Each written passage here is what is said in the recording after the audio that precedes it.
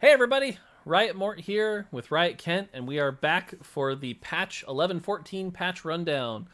This is one of those really exciting patches for us because it's like, whew, we finally got the game to a pretty balanced state. We did it, and next patch we're going to throw it all away. So, it is what it is, but coming into this patch, the game started to get to a pretty good spot.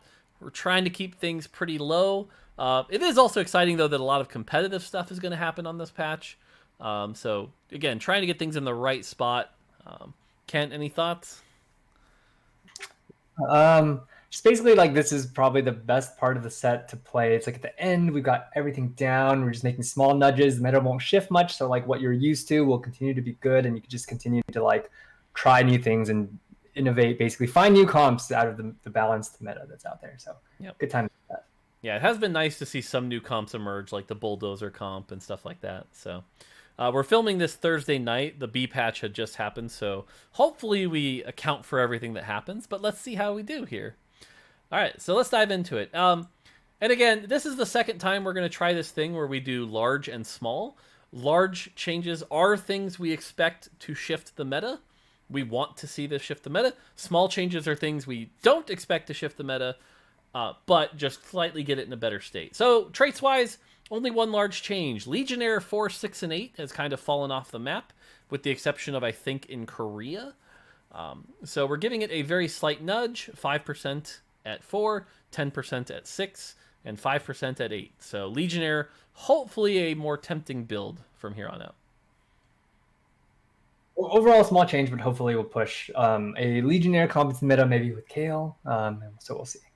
Yeah, I could see Mordekaiser maybe as well, coming back like the 6 Legionnaire Mordekaiser. Mhm. Cool.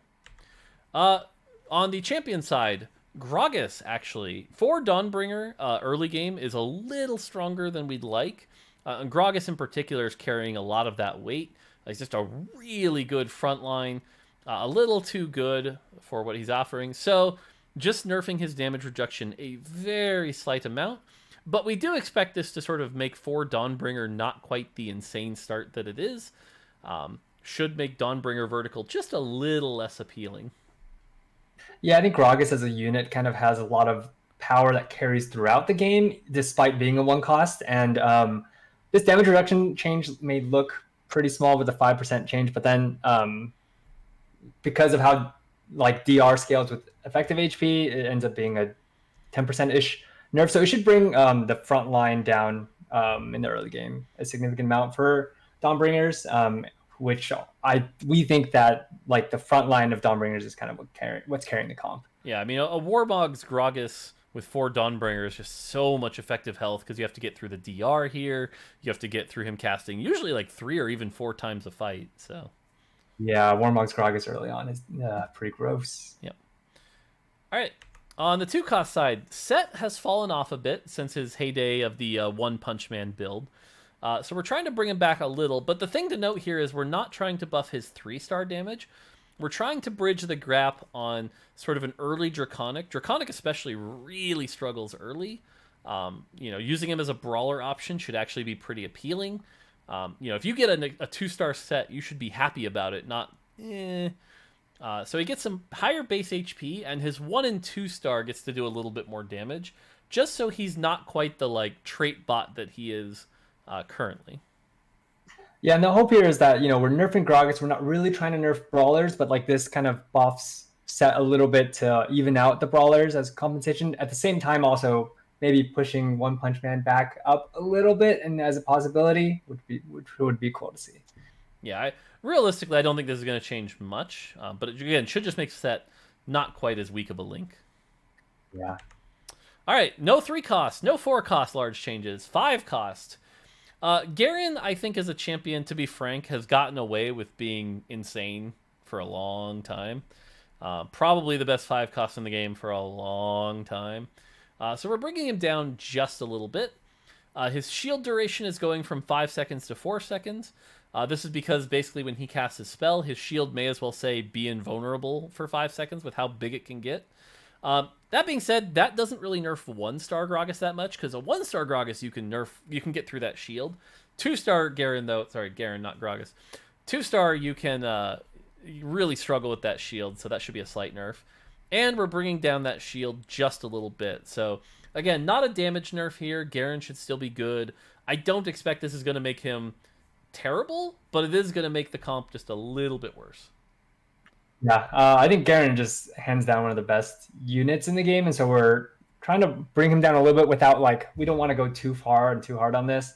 But again, kind of going back to like the Dawnbringer points, like Karma and like the Dawnbringer comp wants long fights, and Garen is really good at providing that. And so by making Garen slightly more vulnerable, it's like give a bigger window so that you can burst them rather than having 5 seconds of like invulnerability. If you have Warmogs, it'll be 4 seconds. Should help nudge the comp down just a little bit. Then Volibear. So Volibear is actually in a pretty decent spot now with Revenant. You get that cast off. It's a very key cast. The problem is getting Volibear to 2-star. Who cares? Does that do anything? Not really. So we're trying to make the 2-star Volibear a little bit more worth so that when you get that upgrade, it feels really good. So he'll do slightly more damage and another half second on his stun. A 2-star Volibear is going to be a scary beast now. And just in case you happen to hit a 3-star Volibear, well, he's going to do a lot more damage now because you can bear it. Come on. Oh, God. Personally, I'm really excited for this change. I think it'll be like the upgrade is going to feel a lot worth it now. 3.5 seconds of a stun is a long time. So, I like things that require like fun positioning games, and so like trying to get Volibear to hit the largest clump of enemies, stun them for 3.5 seconds, cast as early as possible. It'll be fun. Sweet. Okay, small stuff. Skirmisher 9, still not quite there. Get some extra AD. Sweet.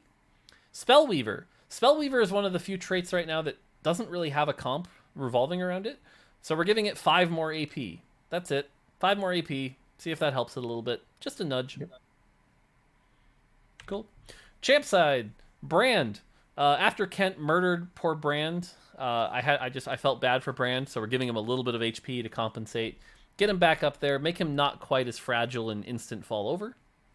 Yeah, I would just talk about the idea behind this a little bit. Just like Brand, I think he does enough damage, but what he wants is like a fight long enough for him to stall for his dots to do damage. And so by giving him his own sustain a little bit, or not sustain, but like health, he can have a slightly longer fight, and so that he can do slightly more damage and maybe kill things rather than like leaving everything at 10%. Yeah. It also makes sense for him to be a little tankier since he's a 3 range as opposed to a 4 range, so makes some sense. Cool. On the 3 cost side, Nocturne. Nocturne is a champion that's underperforming just a little bit, especially at 1 and 2 star. If you can get him to 3 star, he's great. And there are some times where this comp does well, so I'm not going to say he's terrible. We didn't want to buff his damage, so we're just buffing his survivability a little bit. But hopefully this will make it so if you get an early Nocturne, you might consider it a little more. Again, small nudges here. Yasuo 3. Yasuo 3, honestly, we were debating if we were going to B-patch this or not. But now's where we're going to pull the trigger on it. Yasuo 3 is just a little too good for even a 3-star 3 cost. So bringing that down just a tiny bit. And then Zyra 3, same thing. Zyra 3 is just doing a little bit too much damage. You can see that spike there from 325 to 700. That's a pretty big spike for a champ that you're very likely to 3-star because of Draconic. So we're just pulling that down 50 to try to get her. She should still be very good. Again, just a slight nudge downward. Yep, just slight nudges to the things that are too strong. 3 stars that are too strong. On the 4 cost side, Ivern has been one of the best champions in the game for a long time, especially with no items.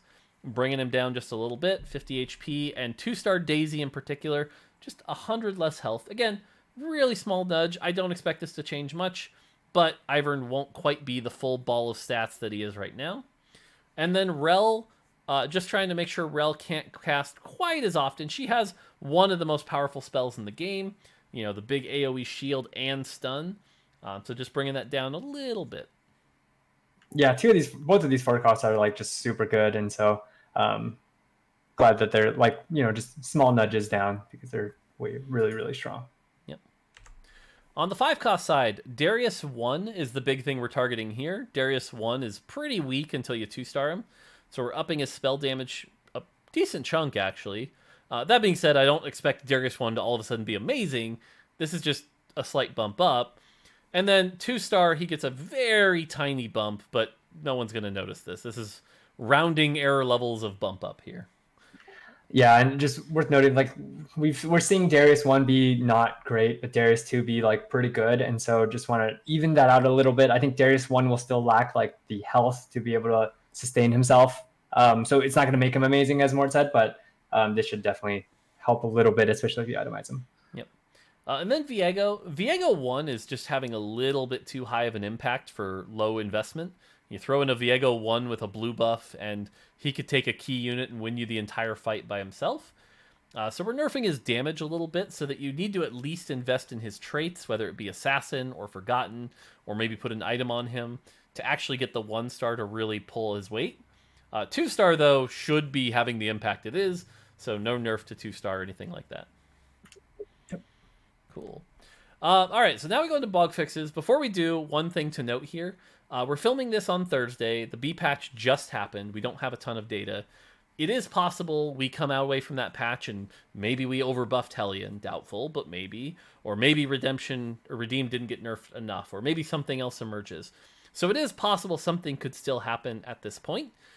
Do want to call that out. But this is the patch as of Thursday. We've already locked it. So anything else has to be done via our micro patch. But do want to be transparent. That's kind of how it works. So, cool. Bug fixes. All right. Fixed an issue where if a player had a Hellion active, they corrupted an enemy with Viego, that unit would always spawn a Doppelhellion of itself on death, even if it wasn't a Hellion. This has actually been a bug since day one. Finally got around to fixing this. I'm glad we did. Cool. Kent, you want to take the next one? Yeah, Nunu no longer plays through the consume animation on units with Trap Claw spell shields. So what's happening is like Nunu, when he bites a spell shield, if he has the damage would have killed it, he'll still swallow the unit, but the unit will take no damage, nothing happens, and the unit comes back out. It just looks really weird. So just cleaning that up.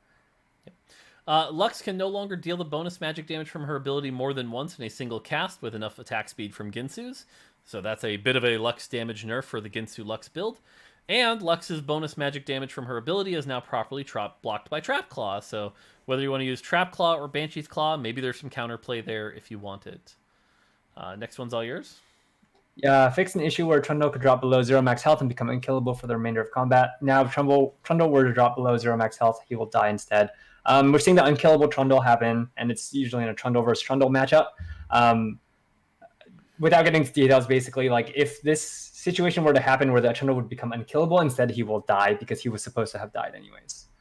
Yeah, it will look a little weird because what'll happen is his self buff will wear off and then he'll just disappear, which does feel a bit weird, but we think it's the right solution for now for this patch. So, and then finally, because 1 or 2 or 700 of you pointed it out to me, Callista will no longer stop auto attacking. This bug is now fixed. We can finally deploy it because it's a new patch. Woohoo! There were actually other issues as well here, but hopefully all of those sort of targeting issues should be fixed. Let us know if you see anything after the patch goes live, but should finally be fixed. I have certainly been messaged about this bug quite a bit. So. Also, there's just to call it out that like this, there's a bug currently also with Rel who will look like she stops auto attacking, and we figured out the solution. It's not in this patch, but fortunately, it doesn't actually affect gameplay. It just Rel will freeze and the animation won't play, but she'll still attack. It'll deal damage and she'll still gain mana. So the gameplay functions as normal. It just will look kind of funky, and we'll get that in for the following patch. Got it. Cool. And then a few other things real quick. Grand Vice 8 has been nagging us for a while, so credit to him for this one, but we actually made this change. 3-star 5 costs now better represent their power level visually. You can go see what that looks like, but I think they're a little bit more impressive looking now. In addition, on PC only, at the end of game screen, you will actually be able to see the items, which means no more people sending me end of game screenshots with no context whatsoever. We'll actually be able to have kind of a real end of game screenshot, so that feels pretty good. And then tooltips for full items in the armory now contain the item's icon and title. Kent, you were going to say something? No. Okay, cool. And then mobile-wise, your battery level is now visible in-game and out-of-game, so that's sweet. And same thing with the tooltips in the armory. So there you go. Like I said, pretty small patch, not a ton of changes. We'll keep an eye on 11.13b, see if there's anything else we need to sneak in. But this is sort of the final patch. A lot of big tournaments are being played on this patch, so we want to try to keep it as close to what you're used to as possible, just narrowing it in a bit. Not supposed to be a ton of thrash here. And with that, that is it for TFT Reckoning before the mid-set. Any final thoughts on this before we head into the mid-set, Kent? I just can't wait to start all over for the mid set. Yeah, we certainly No, have some but lessons here for sure. So yeah, no, I think basically we've learned a lot, and we learn a lot every single patch that should hopefully make it faster to get to like a very balanced state for the next set. So, and usually with mid sets, the changes are like it's not like a fresh whole new set with a new set of problems. It's just some fewer changes. So yeah, I'm excited for to close out the set. Maybe like grind out a lot more games, and then the mid set. Everyone should look forward to that. It's very exciting. yeah. By the time you're watching this video, you'll have at least seen what the Radiant items do. So yeah, we can actually verbally talk about the Radiant items in this video because they'll have seen that article which went live Friday. So you didn't know that Radiant item. I know, it should be fun. All right, that's gonna do it for this video. That's it for this. Coming up this week, expect some more videos on the mid-set, things like the mechanics, the champions, the usual videos I do with some of the other developers who have been working their hearts out on that. And then, yeah, it goes to PBE, I believe, Wednesday or Thursday. So that should be fun. And here we go. If you're a challenger player and you're competing in your competitions, good luck. If you're not, good luck with your climb, getting to your final rank, grinding your battle pass. Have fun, and we will see you for the mid-set. Take it easy.